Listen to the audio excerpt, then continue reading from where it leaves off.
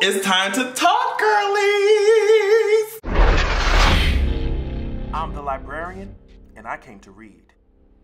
Wake up! Wake up out of your sleep! Y'all already know what time it is. I do apologize for the Culture Podcast. Will not be releasing an episode this week. I know y'all are used to getting it every Wednesday, but you can tune in next week. We will be back. There were some travel arrangements that had to be sorted out, but we are going to be back in business next week. Get into it. Patreon.com/AdrianExpression, HouseOfExpression.com. Get into it! Alright, so let's just hop right into what's going on. I first wanted to talk about Mr. Kendrick Sampson really quickly. If you don't know who he is, he's the guy who plays Nathan off of Insecure. And I'll put up his Instagram caption in his post. But he was just saying that it was really refreshing to see all of the tweets and stuff that we're talking about and the articles that were written that were talking about mental health, because we were all wondering what happened to his character, like why he ghosted Issa like that. And when he came back, it seemed like his explanation, or he really couldn't put words to how he was feeling for that whole month that he disappeared. And I was like, oh yeah, that sounds like a depressive episode. That sounds like a bunch of anxiety and shit. So, and I said that in my live stream, I said I would be acting like how Issa responded. If you're ghosted for a whole month, like I would act the same fucking way. Like, but the way that he was explaining that shit and the look in his face, it was just like, yeah, girl, you're struggling with something. And the actor himself was just like, yeah, I have struggled with that. And he says, I'm not making any excuses for what Nathan did, but he said, I know where that's coming from. He was just happy that we were talking about mental health and shit. I thought that was really cool. And of course, Insecure is always creating episodes that make us talk about these things. So I'm always happy about that. I don't know what y'all doing with Issa's gay brother. I need that situation to be fixed, but overall, I do appreciate Insecure for allowing these conversations to happen. And since we're already on the topic of mental health, I'm gonna tell you one concert. I mean, I'm never, it's not like I was going to that shit in the first place, that expensive ass shit, but I'm gonna tell you one concert I would avoid for my own mental health. I'm gonna tell you right now, it's Coachella, because apparently there's sources saying that Childish Gambino, Kanye West, and Justin Timberlake will all be headlining the 2019 Coachella concert. So in order to preserve my mental health, in order to preserve whatever is left of my brain cells, I'm going to stay as far away from that as I possibly can. Ain't nobody interested in Childish Gambino, the black white supremacist. Ain't nobody, I mean, also Kanye West. Woohoo! Just don't know what to tell you about it. I'm not interested in it. And since we're already talking about the music industry, let's talk about a few artists. Let me first speak on Miss Cardi B. Cardi says they're acting like you marched, in Selma or some shit. Like, she had a cute white woman SVU wig on and she looked cute, but as I said on Twitter, that insecurity does not. Y'all are gassing up this whole shit. Yes, ma'am, she real. No, man, the whole reason she's there is because she took some energy to bartenders that she didn't take that same energy to her man. Sis, you don't need to be beating nobody up or getting people beat up because your man decided to whip his dick around like it's a windmill, sis. Like, y'all are just congratulating her. What did she do besides look as head ass as she usually does? Girl, okay. She did look cute. She had on that cute ass pencil skirt split. Very cute, okay? But the insecurities are not. Let's talk about Miss Normani. Normani has apparently revealed that she has some new songs coming out very soon. I'm so excited. And she's hinting at a collaboration with one of the greatest vocalists of this time right now. Now, I got excited until I read further and she said it was a male. So there's not too many male vocalists that I go up for. Off the top of my head, Luke James is the one that can really, you talking about the greatest vocalist out right now. I mean, you giving me on top of Luke James. The way that they're setting this shit up and the way that pop music works, I think that she's doing a collaboration with Sam Smith. I don't know, maybe she might describe him as one of the greatest vocalists of our time. I don't consider him one of the greatest vocalists of our time, but I think the pop industry does, especially with his white ass. So I think that that's where the direction is going. I want to know if you guys have any predictions. Do you have any predictions? Who is the male artist that Normani will be working with? I think it's Sam Smith. There's not a lot of male artists who have extremely amazing vocals. If I'm sitting here thinking about the shit and it's literally escaping me. Women are running the goddamn game when it comes to pop music and when it comes to music industry, whatever. Males need to get it together and that's just it. Girl, I don't know what to say. All right, so we're moving to the current events and political side of the video, so get into it. The first thing I want to talk about before I get too deep in this politics, because some nasty shit going on as usual. Amazon has just, let me make sure I got this shit right. Amazon says it is increasing its minimum wage for all US workers to $15 an hour starting next month. Let's keep in mind that all these protests, holding their feet to the fire, holding all these companies' feet to the fire is the only reason why they're doing this, okay? Because the bottom line in capitalism, as we all know, is to get as much work as you can done for the cheapest amount of money, right? So the fact that they were able to hype this shit up to $15 an hour to all US employees and continue to run as a business with, I mean, the fact that they're doing this shit next month without a fucking problem. I'm sure they did all the fucking math and research on that shit. Girl, that just means they've been swimming in profit. They've been swimming in coin and holding the wages down. And it took us saying, hey girl, these working conditions are fucked up. People need to apply for public assistance, 2 or 3 jobs to work for this shit. So how are we going to fix the issue? People had to scream and shout and let it all out, will.i.am type of tease,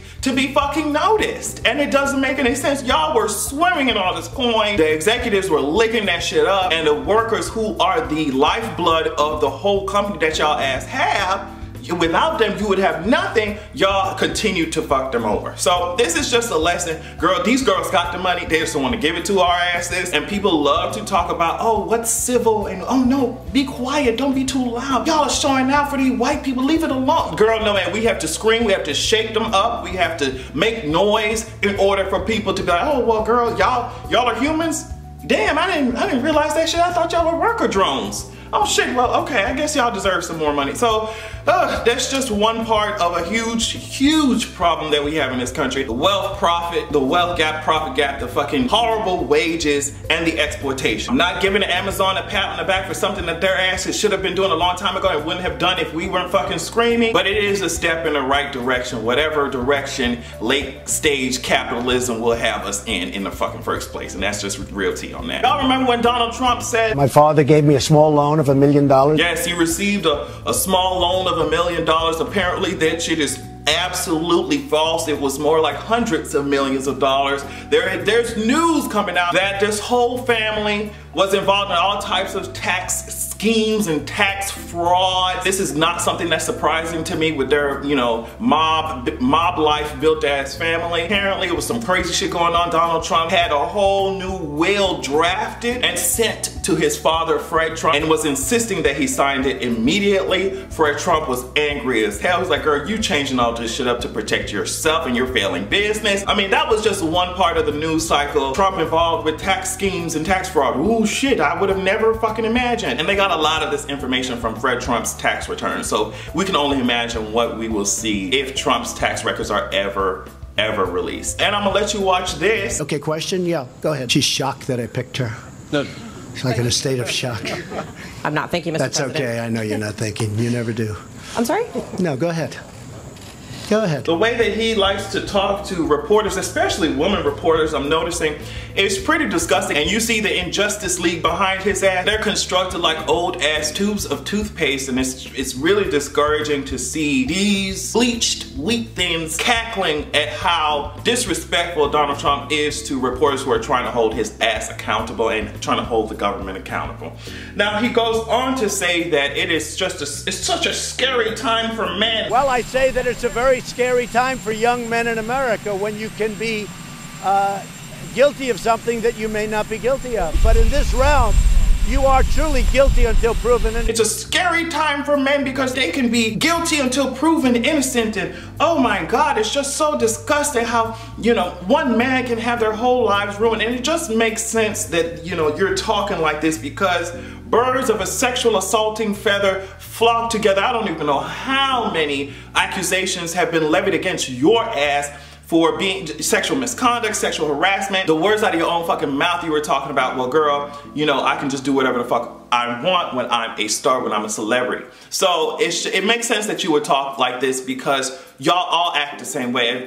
It seems like everybody at the top in this government acts the same exact way. Now, while you're over here talking about, oh, it seems that a lot of people are guilty until proven innocent, I would refer you to your actions when the Central Part 5 bullshit came about.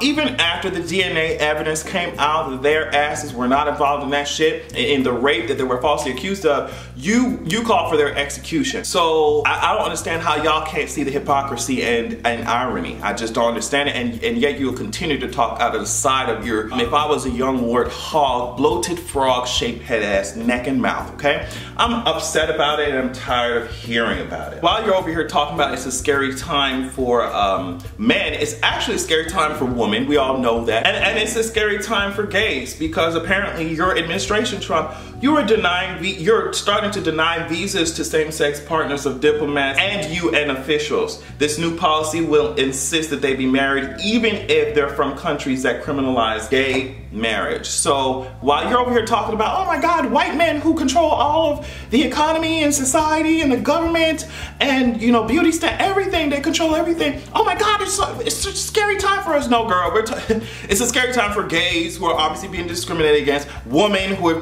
being fucking abused and nobody's fucking believing their asses, and black ass motherfuckers around, and minorities, period. So I just want you to build a bridge and get over it. But in order to build that bridge, you have to use tools. You can't just be one. Damn. Lastly, I wanted to give an update on Brett Rapey Kavanaugh. And lastly, I just wanted to, oh my God, and this is so fitting because Papa John's is so goddamn racist. I wanted to give an update on Brett Kavanaugh's Papa John's in the face built that, you know, pepperoni pizza face ass. Apparently in a 1983 letter planning of, you know, beach week festivities. Woo! I already told y'all he likes to go to the beach a lot. Let's go to the beach, East. Remember I said this shit? So he wrote this letter, he hand wrote this letter. I'll put it up here right now. And he signed it with his high school nickname. So yeah, he was talking about renting a condo in Ocean City.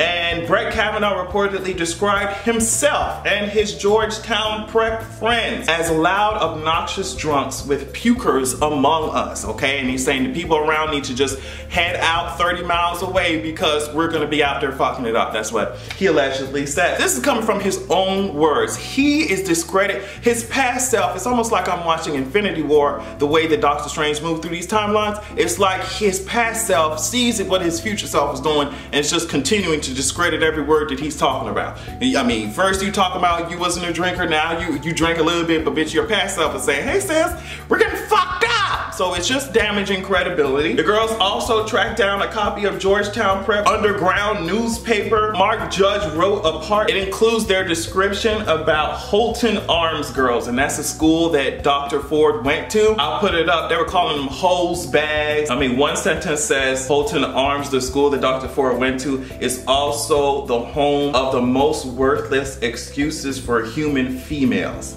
So take that how you want to take it. This gives light into certain things. It really lets us know, can we trust what Brett Kavanaugh is fucking saying? That's the first thing. Second thing, it lets us know, you know, what were their views on women? How did they treat women? And third, all of that information kinda lets us know, is Brett Kavanaugh, Mark Judge, are they the type of people who can do the things that Dr. Ford and others have described? And the evidence is piling up and it's leaning towards one answer, sis. And it's like, girl, the cat is out of the bag, sis. But some of these politicians don't have 9 lives, girl. Your time is up. Brett Kavanaugh, your story is about as well put together as the healthiness of the skin on your face. And when we get down to the bottom of it though, only then will I be able to have a good goddamn evening.